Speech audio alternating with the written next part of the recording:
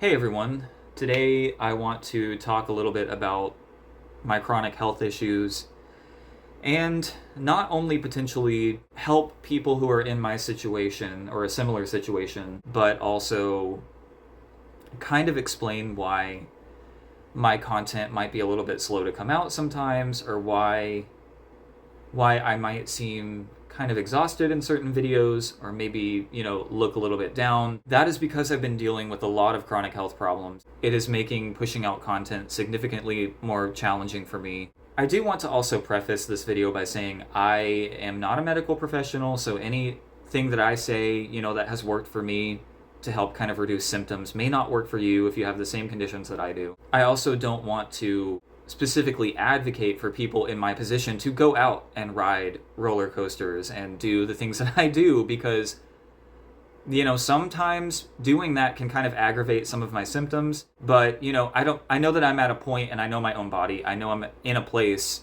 where right now I can manage it and handle it, but one of the conditions I have has kind of gotten progressively worse over time, so I know that eventually I won't be able to do this anymore. And so I'm trying to churn out as much content as I can while also giving myself time to rest. It's a really delicate balance that I'm trying to find, and I guess, I don't know, I just don't want people to think that they can just do anything. That's really not the message I'm trying to imply with this video. Do what you want to do, but make sure that you take care of yourself and make sure that you know your limits, I guess, is what I'm trying to say. So about 5 or 6 years ago, I started suffering from ehlers-danlos syndrome, which is also shortened to EDS. That is definitely the easier way to say it, so I'm going to say EDS throughout the video. And mast cell activation syndrome, which that one for short is MCAS. And it is very common for these two illnesses to exist together in a person.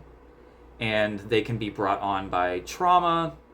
They can be brought on by, and I'm not talking about physical trauma, although I think that's probably possible as well, but you can go through a really difficult time mentally and it can happen. It can be brought on by, other chronic illnesses. It can be brought on by things like, in my case, I think it was a combination of mental stress for several years of my life and also exposure to mold. And there was mold in a place that I lived, and I didn't know how serious it was, and I was there for a very, very long time. I mean, like a decade of my life.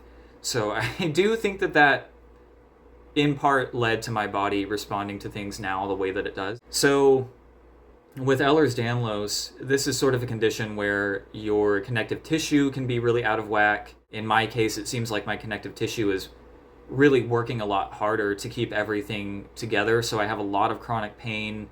All over my body, but my worst areas are my jaw, my neck, and kind of like my shoulders and upper back. So really everything up here. And this is another reason why I'm saying I don't want people to take away that they can just get away with riding rides, because if it hurts you, it hurts you. But for me, I have to be careful how long I spend at a park and how much activity I do, because I can overstretch myself pretty easily. That's another thing that I have, is kind of like a hypermobility thing. Yeah, I can get dehydrated more easily, so I have to take electrolyte tablets and drink a lot of water. And as well, I can't really do like caffeine and stuff, which is really irritating, but when I drink caffeine, it sets off the MCAS and the dehydration caused by the EDS, so, caffeine will dehydrate. So it plays into that and actually makes me feel more fatigued than energized. So yeah, those are some of the things I have to keep in mind when I'm at a park for a long day. With the MCAS, a lot of what can happen is you'll eat certain foods or take certain medications, and it will trigger random histamine reactions. So in my case, I get a lot of sinus issues from eating random foods. It almost feels like allergies. And I get really, really bad fatigue after almost every single meal. It is worse with certain foods in my case. I think I've fully eliminated some of the high histamine stuff like seafood and nuts, but sometimes it's brought on by other random stuff. Like sometimes I can't have corn for long periods of time, and it can also cause a lot of digestive issues, which I've had in the past. So I have to be careful what I eat all the time. It has caused a really stressful situation where I kind of have a bad relationship with food now, and I'm kind of like wary of almost everything. Along with that comes a lot of reflux issues and headaches and brain fog and like dizzy spells, and a lot of people have POTS as well, when they suffer from these two illnesses. Fortunately, there is a spectrum, and for me, I don't really struggle with that. So I can do things like roller coasters without ever really getting that, like, POTS kind of fainting spell sensation. Thank God for that, at least. Yeah, all of these issues started to slowly form over time throughout the past 5 years. For a long time, I really didn't know what the problem was, and it was terrifying, and I went to every specialist under the sun, and it was frustrating because these are the types of illnesses that not very many people, not very many physicians are familiar with, at least not the ones that I saw. And it took me until like year 5 of being in the complete throes of illness to finally find a couple of specialists who could diagnose me and get me on the right track. So now I take cromolyn sodium, which is an oral solution medication that treats my MCAS and basically makes sure that your body isn't producing too many mast cells, which is what causes all those symptoms. And for me, I've noticed a little bit of an improvement in my energy, and my digestive issues are way better than they used to be. It's not, foolproof, and it doesn't work for everyone, but for me, it has been mostly successful, and I've been on a very low dose of it, so I'm hoping that I can kind of keep it that way for a while. And I don't really have any side effects either. And I also get regular dry needling and massages and things like that to help with my muscle tension and all the pain in my joints and all that stuff. So it helps treat my chronic pain. The problem with that is I have to be really regular about it, and I live far away from the one doctor that I really like, so I'm not doing it as regularly as I would like to. But when I do it regularly for a little while, I can go without it again for like a month or two and be mostly okay. Now, I want to also talk about why this makes recording videos really difficult. And number one, it's because my speech has changed dramatically. MCAS and ehlers-danlos have both caused, MCAS has triggered a lot of sinus issues for me because I'm having inflammation all the time from foods, and it can even be like changes in temperature, things like that, changes in atmospheric pressure outside. All of these things mess with my sinuses really bad, and my ears are really messed up too. I can't really hear very well. I just had a hearing test recently, and I'm basically like, my hearing is fine. I haven't lost any hearing, but the pressure in my ears is really unbalanced. So my right ear, I was told, thinks that it's on an airplane, and I feel like I can't hear all the time. In addition to that, I have vertigo frequently. It's not super severe, but I do have it, and constantly feeling like I have a sinus infection, all that stupid shit. And on top of that, the Ehlers-Danlos physically makes all your stuff in here kind of function wrong because it's weaker, and so your ears don't, like...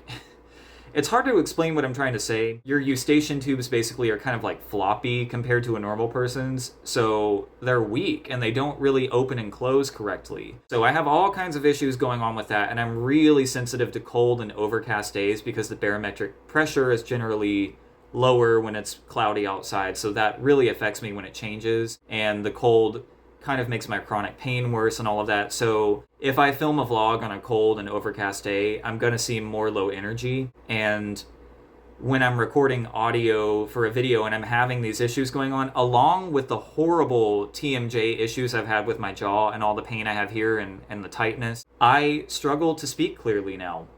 I used to have the kind of voice that people would tell me, you sound like you could do radio or TV commercials, that kind of thing. I had like almost like a theater voice. And now I have to be really careful and focus on the feel of my mouth as I talk because my jaw is so locked all the time. And on top of that, I can't breathe out of my nose. So, and my voice is always drying out from all the inflammation and the reflux and stuff. So I can't enunciate clearly because of my jaw, and I also lose my voice really easily and I sound really nasally because of all the shit that's going on here. So it's super frustrating. And when I'm recording audio for like a voiceover, I spend a really long time going through and editing out every single tiny chunk in between a sentence where I breathe audibly because I'm always breathing really hard because I can't breathe well. So I have to go in and cut those moments out so that you're not bothered listening to me breathing heavily in every single video. And I have to kind of EQ the mix to the best of my ability to make sure that I don't sound super nasally, which I still do anyway, but I try to kind of dial it down for you so that you're not having to hear those harsh, like mid-range,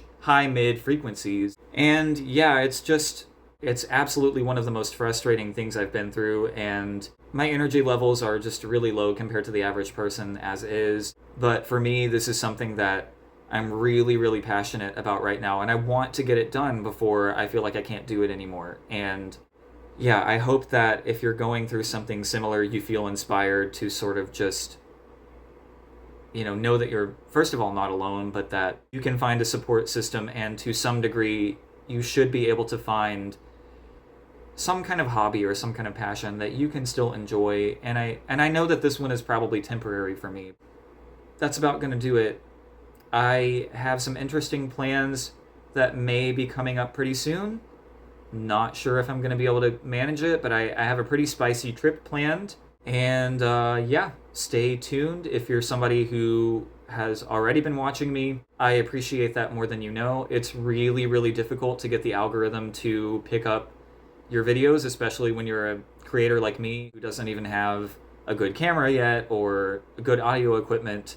So I couldn't appreciate it more, and I love having the little bits of conversation with you guys that I do. So thank you again, and I hope to see you in the next one. Thanks for watching.